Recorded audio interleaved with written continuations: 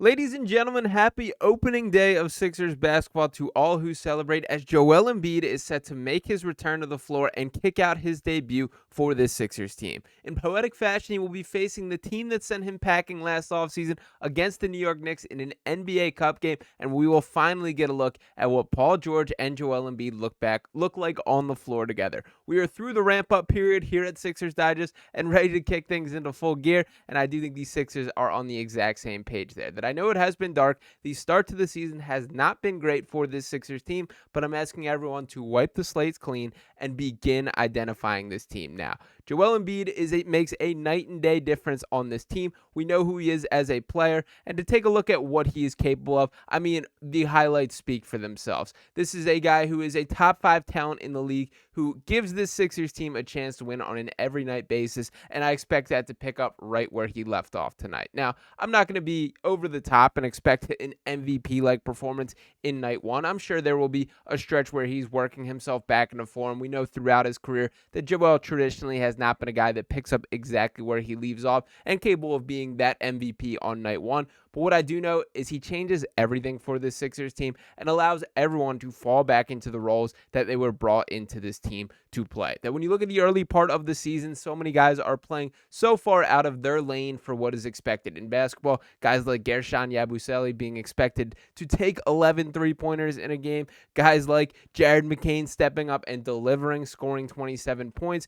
Caleb Martin playing above his, what is expected of him, being asked to create run offense. When you look at the depth chart for this team, it just makes a ton more sense with Joel Embiid on the floor. I do expect a guy like Caleb Martin to look significantly better. I expect Paul George to look closer to the version of him that the Sixers believed that they did sign, as there will be more gravity on the floor, more space for him to shoot. And Paul George is going to be the beneficiary of playing next to a player like Joel Embiid, who commands so much defensive attention for really the first time in his career. So when looking down this depth chart, I'm very curious the direction the Sixers go as far as the starting lineup today. Obviously, no Tyrese Maxey still, so we will not get to see the big three for the Sixers team. But you got to expect that Joel Embiid will obviously be there. Paul George on the floor. I think he rocks with both Caleb Martin and Kelly Oubre still, and then Kyle Lowry probably starts at the point guard spot. Obviously, Tyrese Maxey will be stepping in there when he is fine, but for what it's worth, I think Lowry's been just fine despite a lot of the hate that has been targeted his way. I think Kyle would be the first one to say himself that he's playing in a role a bit bigger than he expected, or probably should be the case at this point in his career. But the injury bug is not quite done its damage on the season, and the Sixers have to survive without Maxey in the meantime. Now, there has been some positive news as far as how Joel Embiid has looked, per Andre Drummond here, saying, quote, everybody has been more than excited to have Joel Embiid back. He looks good. He looks ready. And that is great news there. I don't think we should expect anything different for a guy who obviously has been on and off the field throughout the entirety of his NBA career, and it has been a strange sequence that led up to it. To kind of reflect on that for a second, we know that he did play in the Olympics. There was this lingering knee management plan, or something in place that did not have him ready for the start of the season, was investigated by the NBA and fined by the NBA $100,000. They seemingly agreed with the assessment that he should not be on the floor, but they did not take the proper steps when, indicating things on the injury report and how clear it was to the public there. So that is what the fine was for. But what that also proved is that there was some sort of injury that he was dealing with at the start of the year. Now, it does seem legitimate that he did come in and lose weight this year. The 25 to 30 pounds might be a bit of a stretch, what he said on media day. But when you do see the clips of him in practice moving around, I do think this is a thinner version of Joel Embiid, and it's going to be very beneficial to keeping him healthy in the long run. That's something that at least gives those knees a fighting chance.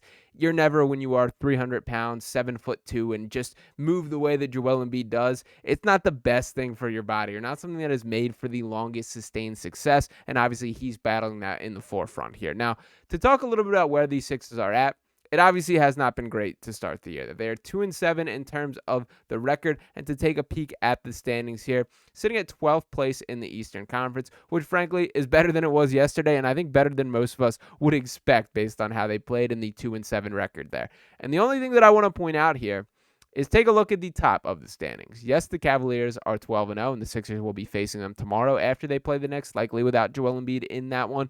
The Boston Celtics, 9-2, and we know who they are, the defending champs, the team that, in my eyes, has looked like the clear-cut best team in basketball, even despite the Cavaliers' record there. And then below that, there's a whole lot of nothing here. That this Indiana Pacers team 5-5 at third place in the Eastern Conference. So let's do a little quick math here. Slide down those standings. The Sixers at 2-7, the Pacers at 5-5. The Sixers are 2.5 games back from the third place in the Eastern Conference. So everybody panicking for the early start of the season. Deep breaths. There's a lot of ball still to be played, and the fact that the East has been this bad is an incredibly encouraging sign for a team like the Sixers, who clearly are dealing with their battles in the short term here. So I'm incredibly optimistic that we begin to see the Sixers climb the standings in the short term. I think Joel Embiid, that makes that much of a night and day difference, and to exactly identify what that is here, we're talking about last season, the Sixers being 31-8 when he was on the floor and just 16-27 when he's off it. Now, I know the concept of bringing the guys like Paul George and Tyrese Maxey is that you should be able to survive games without Joel Embiid to a little better capacity here. But we've yet to see what this full puzzle looks together. And for Paul George specifically, it's fair to assess that he has not looked like the best version of himself yet. I cannot wait to see what he looks like on the floor yet. And to be honest, I might be more excited by that than Joel's specific return. I will be looking out for Joel from the health perspective, that I do need to see him moving right, looking lean, looking, not in pain on the floor and playing like his usual self. I don't expect him to be lighting up with these kinds of highlights exactly again, but what you should be expecting is Joel to look like in the mix for the best player on the floor right away. That is the expectation for him on a night in and night out standpoint, and I do think that picks up from night one. While he obviously has not been playing yet this season, there still have been some high-level practices, high intensity, that this isn't like he's just been sitting on the sideline doing nothing. And by the way, there's a pretty strong possibility that he would have made his debut already if it was not for the suspension. That obviously for shoving Marcus Hayes in the locker room altercation due to some off-color comments being made about Joel's family in a column there. So while this is the debut, I don't think it's fair to quite assess that he's just been out due to injury or kind of chalk things up to that. That I think Joel is going to look a lot healthier than people expect in today's game. And when we talk about this plan for keeping him healthy, what's truly been kept in mind here, what needs to be recognized is the goal of this is for him to have a healthy playoff run. While it's frustrating that him not being ready for the opening part of the season and being held out through the first 9 games of this year obviously happened, the goal is for him to be healthy 6-7 months from now. And in reality, there is little to no impact on him being on the floor or missing time at this current moment. So for the time being, the Sixers do need to lock in and figure out how to play together. That we've yet to see what this can possibly look like. I'm very excited to see how each of these new pieces now fit together. That the guys like Caleb Martin, who's underperformed, Kelly Oubre, who has been off to a little bit of a struggle for this year, they're all going to see their roles a bit reduced and just that clear lane for what expectations are for them. And as far as the game tonight, don't look now, but the New York Knicks have not been looking that great either. And to pull up the standings exactly again, that they are off to a 4-5 start to the season. Karl-Anthony Towns having some significant questions about his defensive ability. Tim Bontemps last night reporting that opponents are shooting 91.2% in the paint with Karl-Anthony Towns as the primary defender, and that will be absolute dog food for Joel Embiid if that is the matchup. That will be the case. And frankly, New York does not have many other options at the big man spot, so that will be the case there. That is one of the points that I wanted to push and kind of harp on as far as the Knicks outlook from here, that I think people forget just how bad of a defender Karl-Anthony Towns can be because he was covered up by Rudy Gobert these past couple years. And while Rudy, you can have your critiques about his style of play and his game as well, the reality is he is one of the premier rim protectors in the NBA, and having a guy like that behind you when you're Karl-Anthony Towns makes life a whole lot more easier. So now he's going to be on an island. There's no Mitchell Robinson. Injuries have already impacted a ton of teams out there, and the Knicks are no different there. Mikal Bridges, while he's been shooting the ball better, is still not the guy that they spent 5-6 first-round picks to get. I believe it was 5 in a protected official, a guy that essentially has looked like a role player to this point. So there are some serious questions with this Knicks team, and by the way, they've been fully healthy. And even to make you feel a little bit better about the Sixers outlook, take a look up north at the Milwaukee Bucks right now.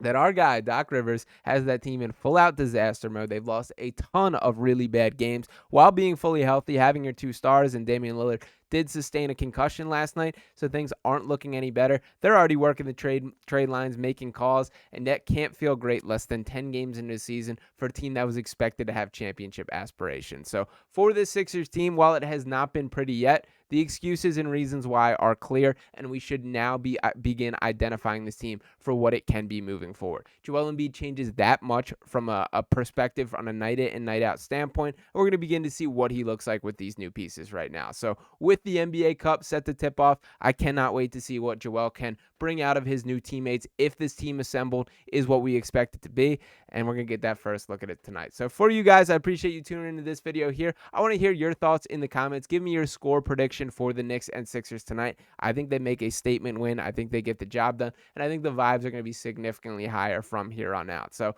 we are not in the clear yet that Joel obviously still battling through a little bit. Tyrese Maxey still remaining out. But the Sixers are finally trending in the right direction. And there's a lot to believe in moving forward. So as I mentioned, we're through the ramp up process here on Sixers Digest. Got a new design, new outlook behind me, and it cannot wait to be cranking out content from here on out. We'll be back after the game tonight with a new addition to the channel, my guy Ryan Coyle, talking a little bit about what exactly went down. So make sure you lock in and stay posted for that. And the best way to do that is by smashing the subscribe button. Drop a like on this video if you have not already. Drop your comments below, and I'll be talking with you guys later tonight. Go Sixers.